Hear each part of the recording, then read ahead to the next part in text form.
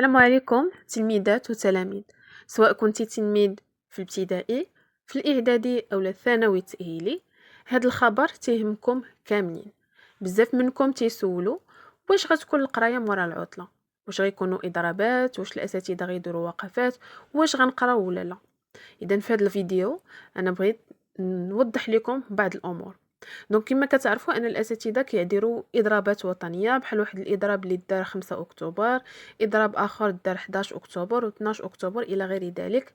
ايضا تيديروا وقفات كانت في واحد الاسبوع ساعه واحده تمددت الى ساعتين، وايضا اضرابات. اذا بالنسبه ما وراء العطله، هذا بيان للمجلس الوطني. دونك كيف ما كتشوفوا انه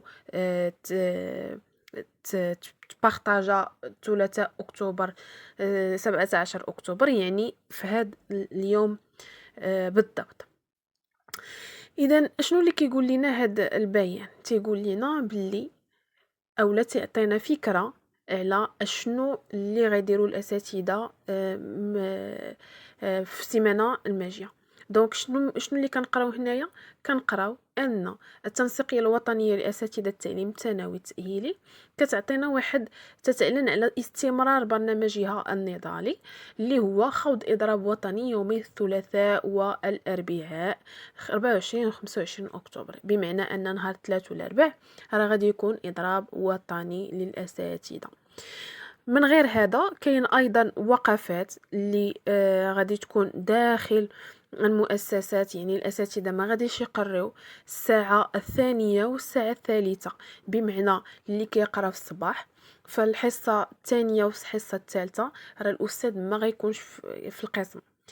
ايضا اللي كيقرا في العشيه، مثلا الا كنتي كتدخل من 2 ل6 فالحصه ديال من 3 ل 5 راه ما غتكونش فيها القرايه.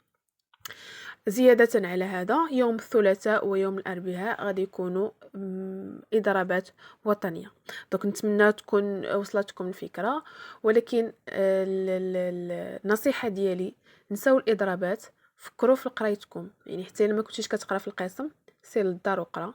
اليوتيوب فيه عرام ديال الاساتذه اللي كيشرحوا مزيان، عندك كتوبه، عندك الناس اللي قراو العام اللي فات استفد منهم. دونك ما تسناش الاستاذ هو اللي يعطيك كلشي. وشكرا.